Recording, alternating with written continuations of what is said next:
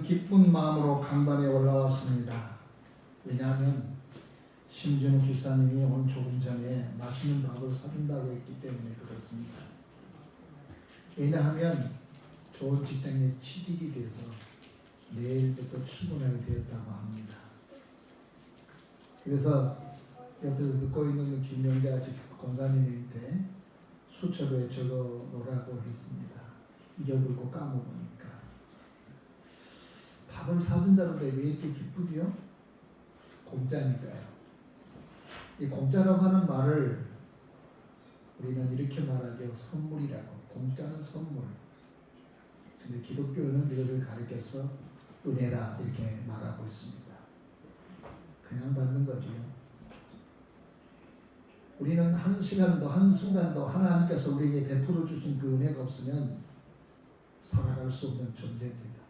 오늘 여러분에게 하나님의 공짜로 주신 이 선물 은혜를 풍성히 받고 돌아가는 여러분 되시기를 주의 이름으로 축복합니다.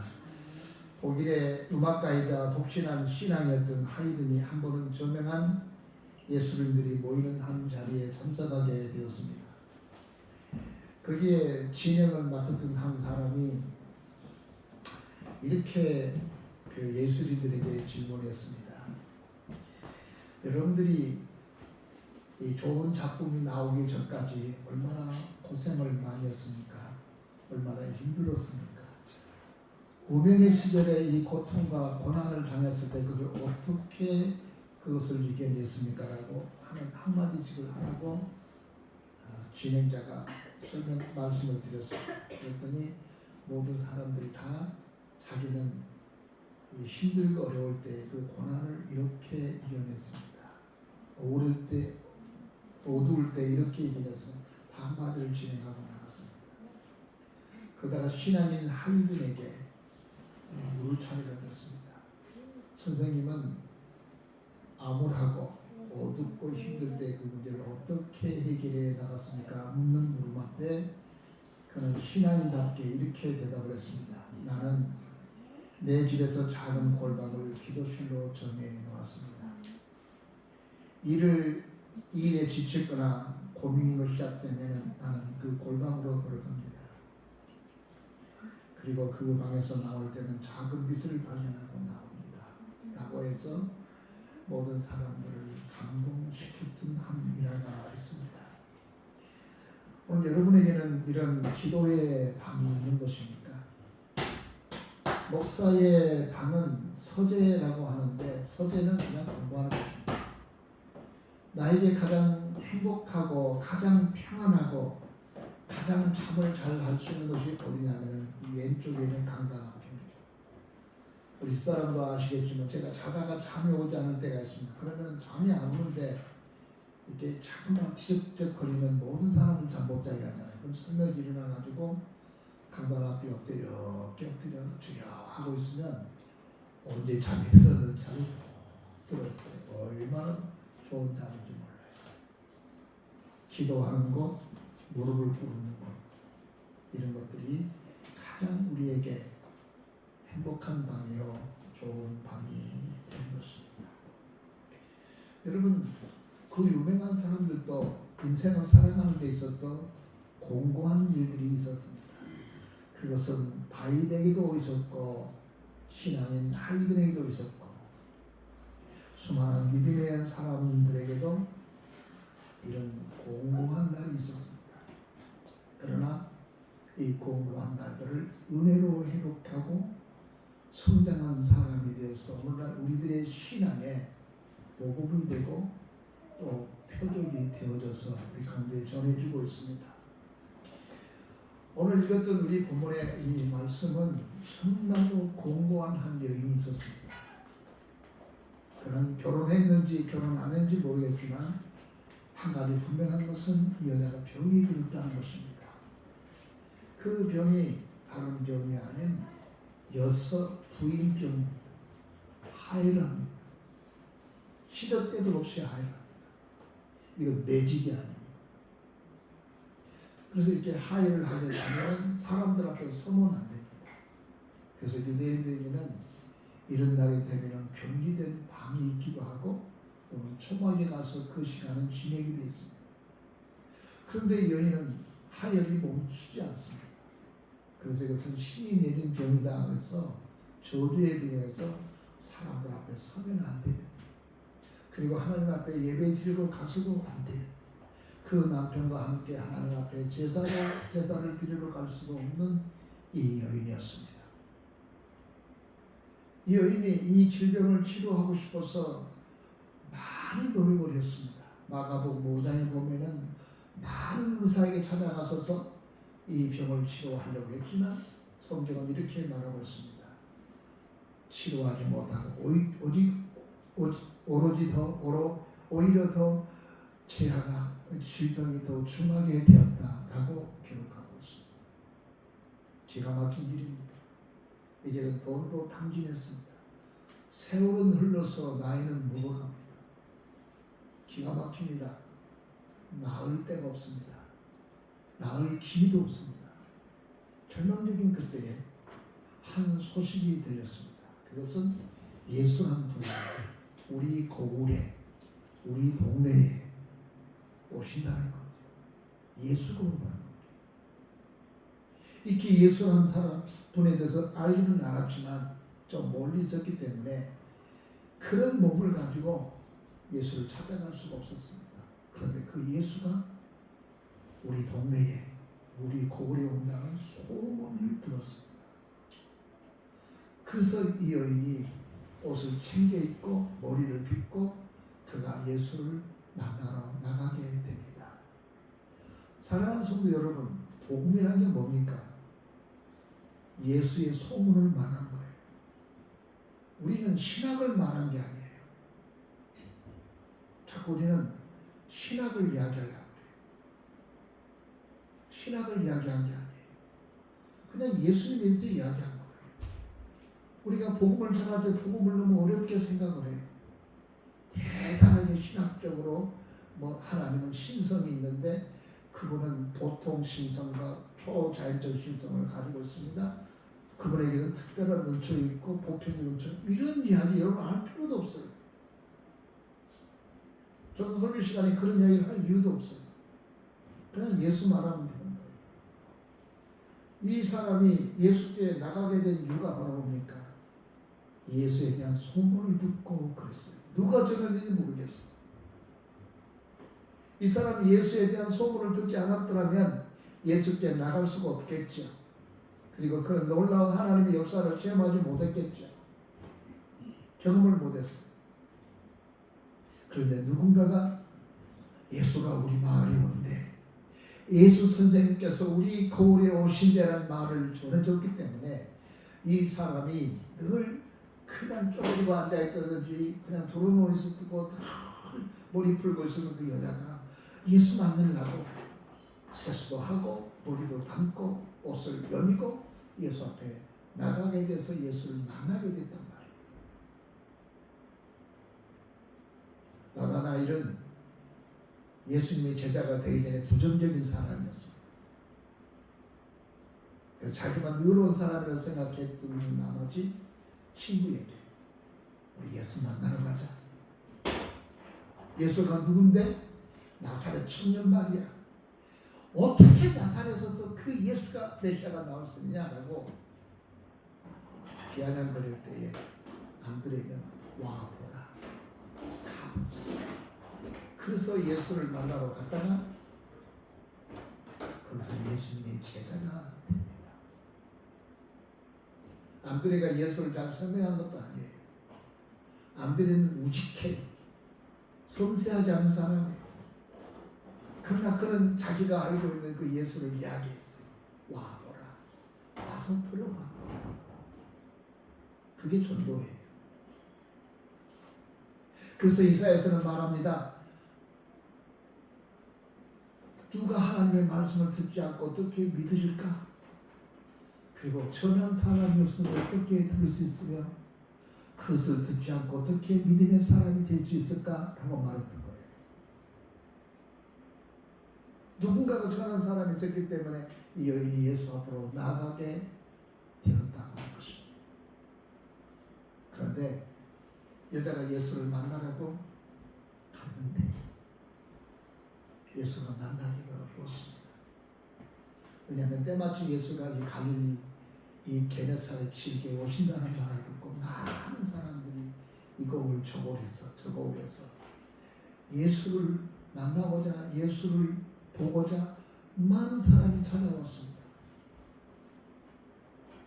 그래서 이 연약한 몸으로서 예수를 만날 힘이 없어요.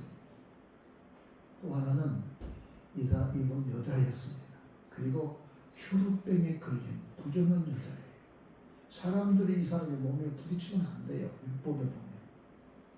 또 유대의 구조에는 만나면 안 돼요. 그리고 여자의 몸으로서 남자들이 줄을 잇고 있는 이 자리에 여자가 거기에 낀다는 것도 쉽지가 않습니다. 어려운 것. 그럼에도 불구하고 이 여자가 예수 앞에 나가게 됩니다. 그 이유는 오늘 성경이 말한 것처럼 내가 저 예수 앞에 정정당당하게 나가지 못하지만 내가 예수님의 옷자락을 만져도 내 병이 치료될 것이라는 믿음이 생기죠. 그 믿음이 그 앞에 여러 가지 많은 장애가 있고 그 앞에 많은 어려움이 있고 그가 예수 앞에 나가려고 하다가 큰 봉변을 당할 수 있음에도 불구하고 어디 여자가 여기 끼어들어와 어디 여자가 예수님 오서 손을 대 이런 위험성이 있음에도 불구하고 그 마음속에 예수님께 나가서 예수님 옷자락만 만져도 자기가 치료가 될 것이라는 그 믿음 하나가 예수님 앞으로 나가게 되었다고 하는 것입니다. 그래서 이 여인의 문제가 해결된 거예요. 사랑하는 여러분, 이것은 마가도 기록했고 누가도 기록했고 마태도 이 부분을 이 사건을 기록해놨어요. 초대교회 사람들이 이방으로 나가서 전할 때 했던 말이 무슨 말이었겠습니까? 이야기하지 않았겠습니까? 예수님 평생 동안에 혈류증에 걸렸던 이 사람이 치료를 받았는데 어떻게 치료를 받았느냐? 그런 몸을 가지고 그런 상황에도 불구하고 그가 예수님 옷자락만 만지기만 하면 치료를 받을 것이라는 이 믿음 하나 가지고 나갔더니 예수가 여자를 치료해줬다. 그 이야기, 그 설교를 초등학교부터 시작해서 지금까지는 하고 있는 거예요. 이 사건 이야기. 글을 하고 기록되어 있는 거예요.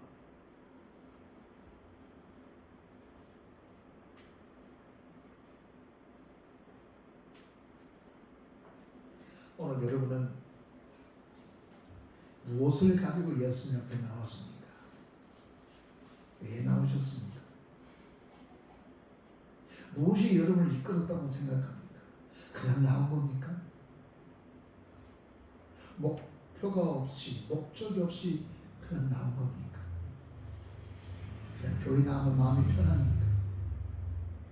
교회 나오면 좋으니까? 교회 나가봤더니 정말 아름다운 찬양을 듣고 교회 나갔더니 상냥하고 교회 나갔더니 사람들이 저를 환영해주고 좋아하고 교회 나갔더니 빵도 주고 떡도 줬어. 그래서 교회를 나온 겁니까? 그런 건 아니잖아요. 오늘 우리가 교회를 나왔다는 말은 예수 앞에 나왔다는 말인데 무엇을 가지고 나온 겁니까? 우리가 분명히 기억할 것은 우리가 예수 앞에 나올 때는 믿음을 가지고 나와야 되는 것입니다. 왜냐하면 히브리서 11장에 믿음이 없이는 여호와를 기쁘게 할 수 없나니 그랬어요.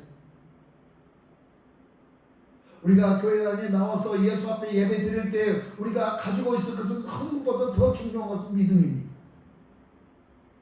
하나님에 대한 믿음입니다. 어떤 믿음입니까? 그 앞에 나간다는 반드시 상 주심을 믿어야 할지니라. 살아계신 그 하나님께 나가면 그분이 반드시 상 줄 것을 믿어야 돼. 오늘 여러분 여러 가지 많은 어려움을 물리치고 건강이 안 좋아서 어디 가야 되고 약속도 되지만 이거 다 물리치고 그래도 예수 앞에 나올 때에 믿음을 가지고 나왔다면 그 하나님께서 내게 반드시 내가 오늘 일 봐야 되는데 안 보고 왔기 때문에 그 하나님께서 이 문제 해결해 줄 것이라는 그 믿음을 가지고 나오게 되면 하나님께서 결코 우리를 돌려보지 않을 것입니다. 그런데 도대체 이 여인이 어떻게 이런 믿음의 사람이 됐을까요?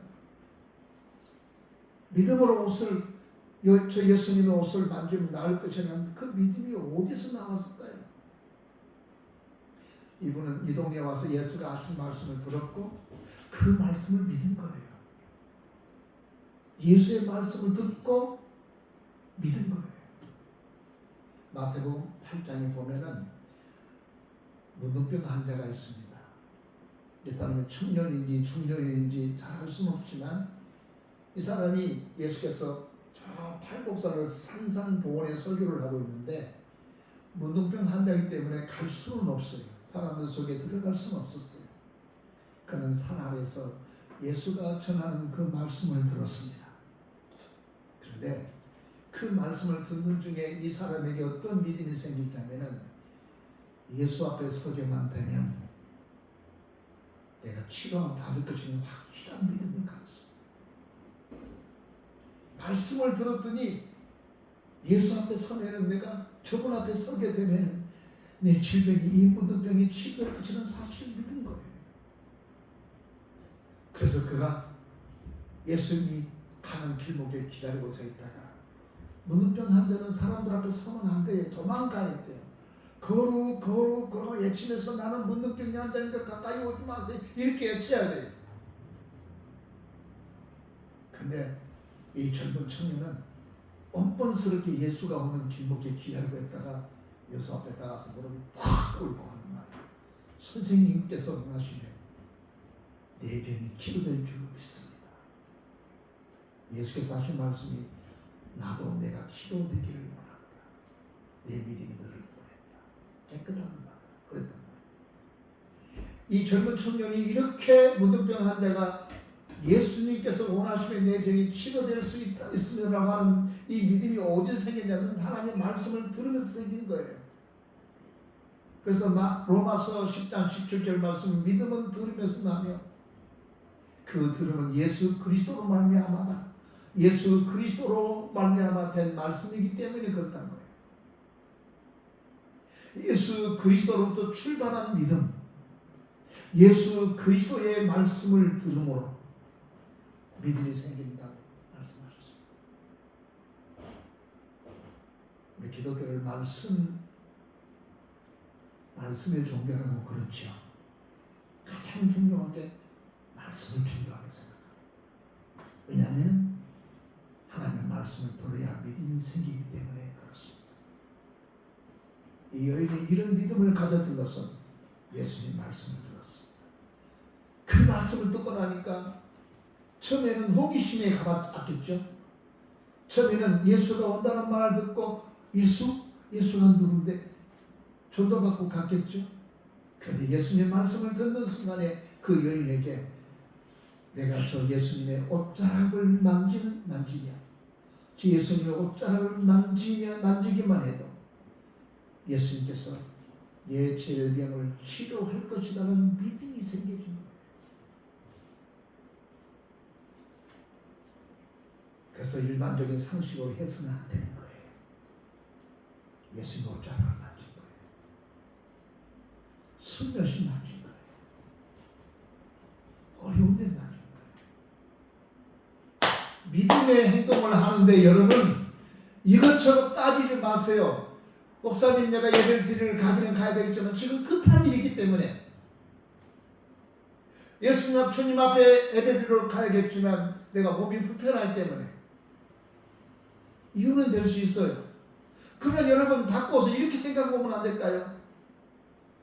이 몸이 병들고 힘들고 어려워도 내가 주님 앞에 예수님 앞에 침상을 내려서 놓고 한 다음에 예수님 치료되려고 내놓았던 사람처럼 주님 내가 이런 질병과 내가 이런 아픔을 가지고 있는데 주님 이거 내가 내려놓습니다.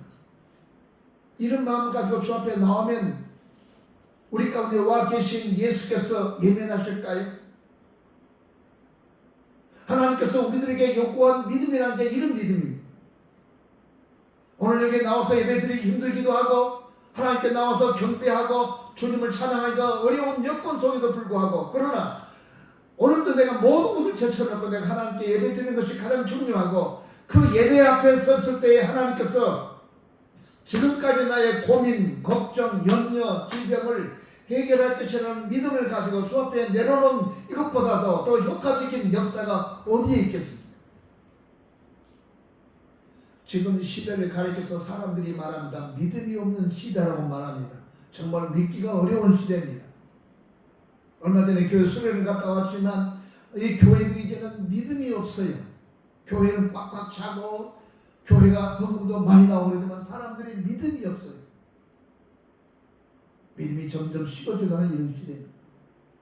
이것은 일찍 2000년 전에 예수께서 이 말세가 되면은 사람들의 믿음이 식어질 것을 예견했습니다. 누가복음 18장 1절 이하의 말씀을 보게 되면 내가 이 땅에 올 때에 믿는 자를 볼 수 있으려나 그랬어요. 믿는 자를 찾아보기가 힘들단 말이에요. 진짜 믿음의 사람들을 찾아보기가 어려운 때가 우리에게 다가온다는 것입니다. 여러분 착한 일 하겠다, 선한 일 하겠다 이쪽에 포커스 맞추지 마세요. 믿음의 사람이 되면 착해져야 돼 있고 믿음의 심정을 가지면 내가 그 일 안 해요. 그 짓 안 하고 그런 나쁜 짓들 안 하고 자동적으로 그 믿음이 나로 하여금 그 에너지가 올바르게 살게 만들어요. 자꾸만 우리는 올바르게 살아야 된다, 바르게 살아야 된다 그렇게 살지도 못하면서 자꾸만 애키고 그게 정이라고 말하고 있는데 그런 사람 그렇게 못 살아요. 언젠가 넘어져요. 그러나 우리가 우리의 심령 속에 믿음의 사람이 되어야 돼요. 왜냐하면 하나님은 이 시대에 착하고 선한 사람을 요구하신 것이 아니라 하나님이 원하는 사람은 믿음의 사람이에요. 믿음의 사람을 찾고 있어요. 믿음으로 예배를 드린 사람을 주님은 이 시대에 찾고 있어요.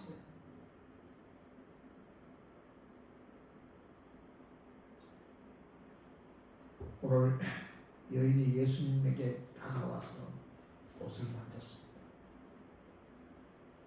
근데 놀라운 일이 생긴 거예요. 성경에 보니까 여자의 몸이 마른 거예요. 하얀한 것이 멈춘 거예요. 느낀 거예요. 질병에서 치료된 사람들의 이야기를 들어보면 갑자기 몸이 꾸꾸해져서 그 다음부터 암덩이가 사라졌다 이런 이야기를 들어본 적이 있습니다. 여인은 주님의 능력이 자기에게 돌아와서 자기가 치료된 것을 알았어요. 응답된 것을 알았어요. 그런데 예수께서 그 살짝 멀리 만졌는데 예수께서 가다가 걸음을 멈춘 거예요. 가다가 탁 멈추면서 누가 내 옷자락을 만졌느냐? 여자 가슴이 얼마나 철렁했겠어요. 여자가 감히 남자의 옷을 만져? 돌멩이 맞을 뻔하죠. 가슴이 철렁했어. 그때 누가복음에서 마태복음에서 같은 이야기하면서 특히 베드로가 하는 말이 선생님 여기에 수많은 사람들이 있어서 나도 밀고 얘도 밀고 다 밀고 다 밀어서 예수님 옷에 다 손을 댔는데 이 많은 사람들 중에서 누가 내 옷을 만드냐고 말합니까? 선생님 그때 예수께서 아니다. 내 몸에 손을 댔느니라. 왜요? 내게서 능력이 나갔느니라. 믿음으로 예수님의 옷자락을 만지자 예수님의 몸에 지니고 있는 능력이 나간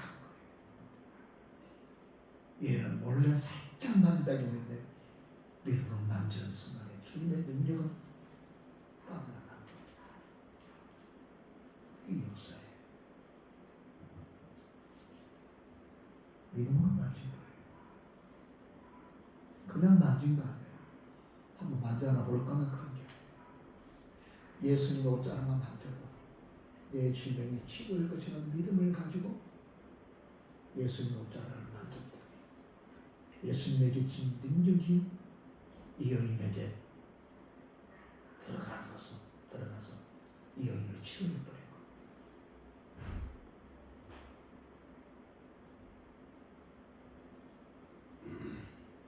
전 일부 예배 때도 말씀했지만 우리 집사람은 갑장선에 걸렸어요. 결혼한 지 얼마 안 된 갑장선 환자.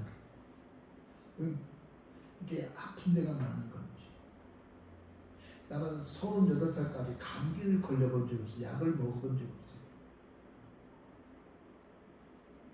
근데 자꾸만 감기 들고 갑장선 걸렸어.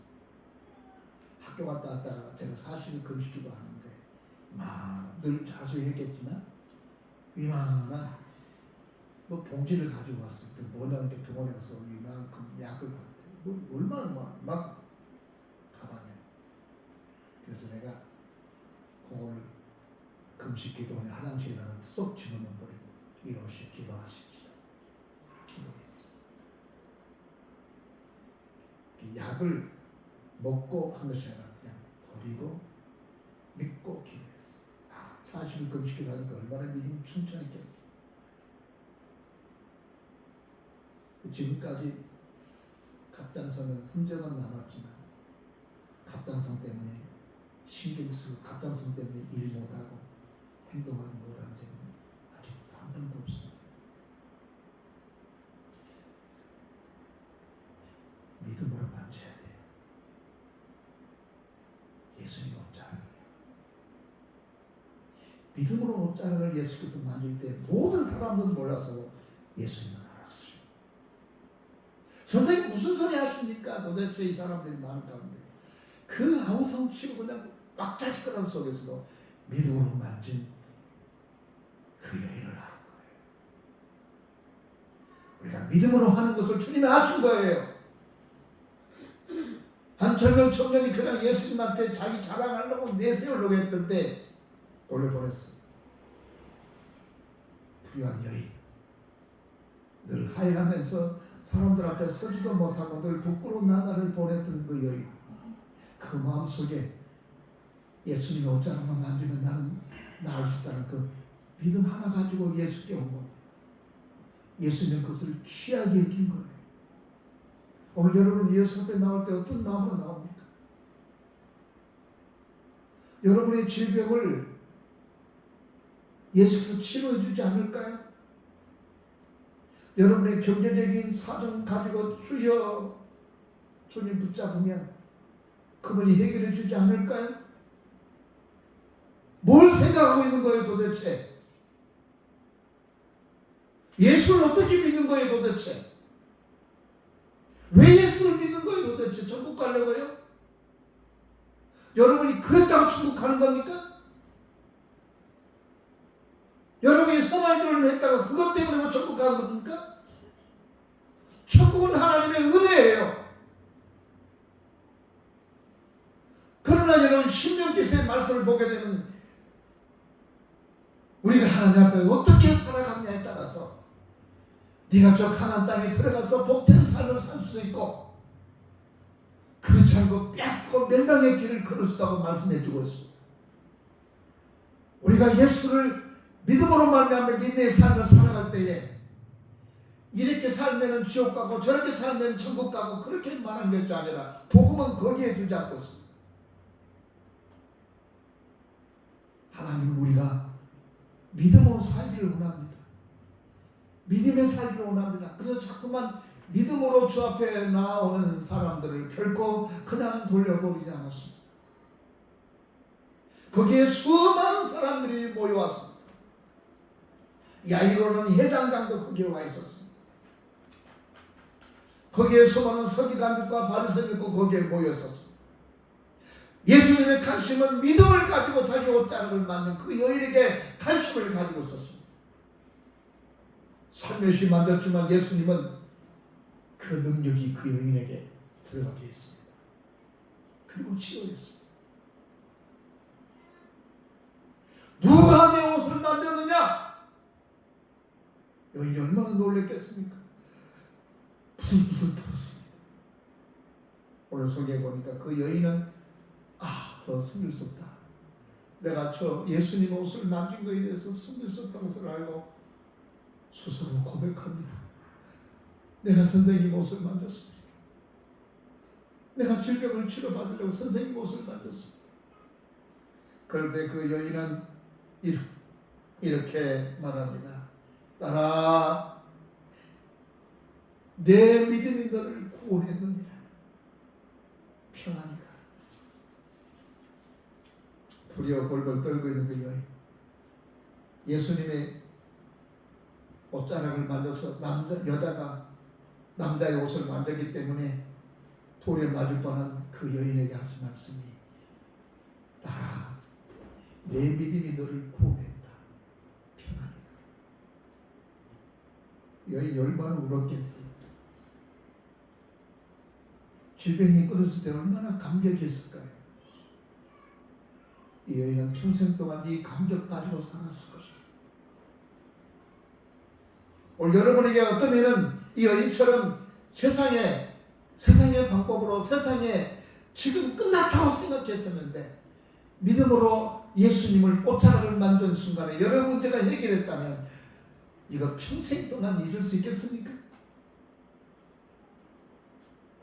나는 이렇게 평생 이렇게 살 거라고 생각했었는데 믿음으로 주 앞에 나가서 주여, 내가 주님 이것 때문에 너무너무 힘들고 어렵습니다. 이 문제 해결해 주세요라고 주님의 옷자락을 부여잡고 소경 바디메오처럼 나를 불쌍히 여겨달라고 외쳤었는데 갑자기 눈이 확 뜬 거죠. 갑자기 온몸이 화끈하더니 피에 큰을 멈춰버린 것입니다. 여러분, 이 감격을 평생 동안 이 사람이 잊을 수 있겠을까요? 그리스도의 간증이 있는 사람이 되어야 됩니다. 바울의 설교는 평생 동안 그가 간증 설교였습니다. 내가 만난 예수, 그가 만났더니 나에게 이런 변화를 주었다라고 하는 그것이 그 사람의 간증이었습니다. 그것이 그 힘들고 어려운 나날들을 이겨내게 만들었습니다. 여러분, 우리가 믿음 생활하기가 너무나 어렵습니다. 그냥 알고 있는 지식 가지고 믿음 생활을 한다는 게 이제는 어렵습니다. 우리에게는 믿음의 간증이 있어야 됩니다. 어느 날 밤에 하나님께서 내게 찾아오셨어. 어느 날 내가 정말 갈팡질팡할 때 하나님께서 내게 찾아오셨어. 내 힘을 주고 용기를 줬어. 그 문제를 해결해 줬다. 깝깝한 문제를 해결해 줬다. 이 감격 가지고 사는 그리스도인, 행복하지 않을 수 없죠. 기쁘지 않을 수 없죠. 도대체 당신은 뭐가 그 기쁩니까? 묻는 질문 앞에 주님 때문에 기쁩니다 말한다면 이보다 더 좋은 그리스도인이 어디 있겠습니까? 말씀을 맺겠습니다. 오늘 여러분, 대단한 것 아닙니다. 예수 앞에 나와서 일장 연설하라는 이야기도 아닙니다. 예수 앞에 나와서 나는 세상을 이렇게 살았으니까 한번 내게 자비와 긍휼을 베풀어 달라고 그런 말을 하는 건 아닙니다. 그냥 그 앞에 나가서 매달린 겁니다. 참 조심스럽게 하고 예수님 옷자락을 만진 거예요. 이 믿음을 주님은 원하고 있습니다. 대단히 큰 것 바라지 않습니다. 그냥 남기세요. 목사님, 저는 주를 위해서 교회를 위해서 한 게 별로 없는데요. 그거 걱정하지 마세요. 그냥 예수님 옷자락 남기세요. 이 여인은 여기에 치료함을 받고 돌아가서 하나님을 위해서 얼마나 주님을 위해서 헌신적인 사람이 됐겠습니까? 하나님의 은혜를 받아야 헌신적인 사람이 진짜 그 수준. 기도하시기 바랍니다. 기도하십시오.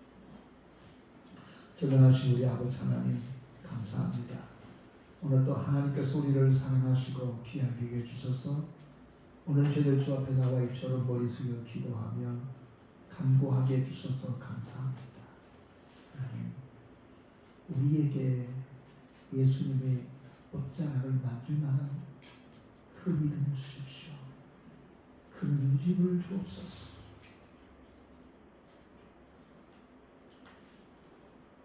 오늘 이 사건이 내 사건이 되게 하시고 오늘 이 현실이 내 현실이 되게 하소서. 주님에게 관심을 갖게 되는 삶을 살아 우리의 삶이 늘 주님 안에서 풍성한 열매를 맺게 하는 삶이 되게 하여 주옵소서. 예수님 이름으로 기도하옵나이다. 아멘.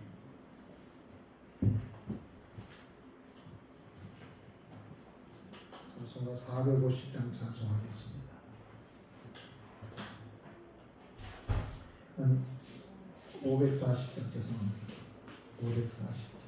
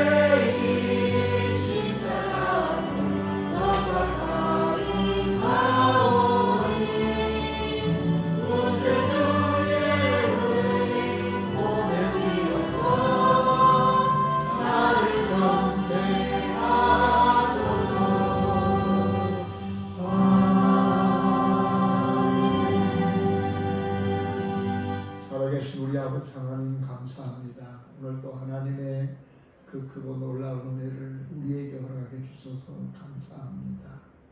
아버지 하나님 앞에 나올 때 빈손으로 나오지 않고 귀한 예물을 가지고 주 앞에 나오게 해주셔서 감사합니다.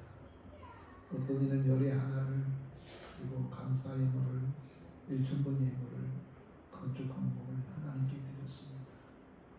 이들에게 하나님 믿음의 옷자락을 만진 믿음으로 주 앞에 드리는 우리 모든 식구들이 되게 하여 주옵소서. 예수님의 옷자락만 만지면 내 질병이 치료될 것이라는 믿음을 가졌던 여인처럼 내 걱정, 근심 모든 염려가 예수님을 붙잡는 순간에 주님의 능력으로 회복될 것이라는 믿음을 가지고 주님께 나오게 하시고 예물 드리고 그 예물이 30배, 60배, 100배의 결실을 맺어지게 하여 주옵소서. 수고하옵고 예수님의 이름으로 기도하옵나이다. 아멘.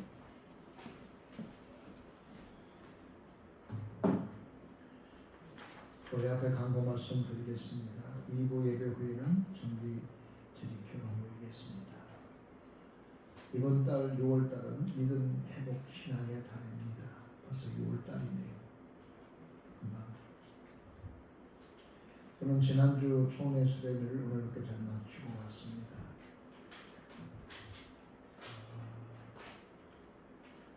그리고 금주에 우리 목회자 중에 시한부 2세 삶을 살고 있는 분으로서 1호 방문차 출판 예정이고요.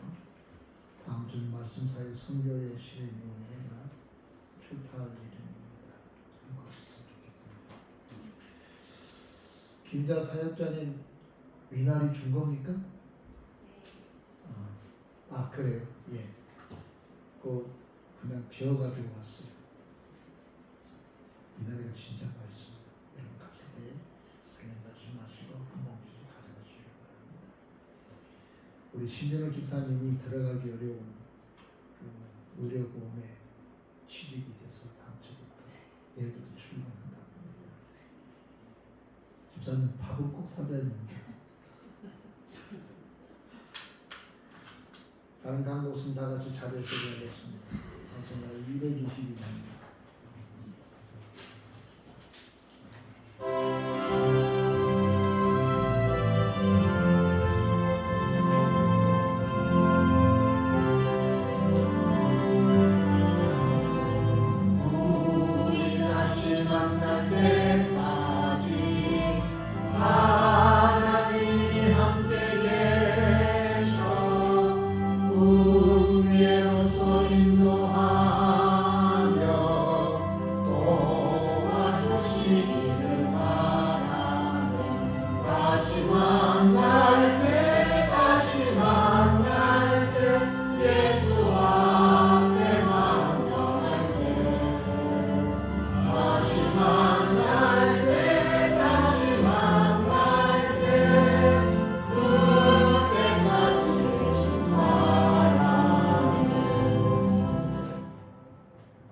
이제는 우리 주 예수 그리스도의 은혜와 우리 아버지 하나님의 무한하신 사랑과 성령님의 감동 감화 내재 교통하심이 이제로부터 영원토록 함께 계실지어다. 아멘.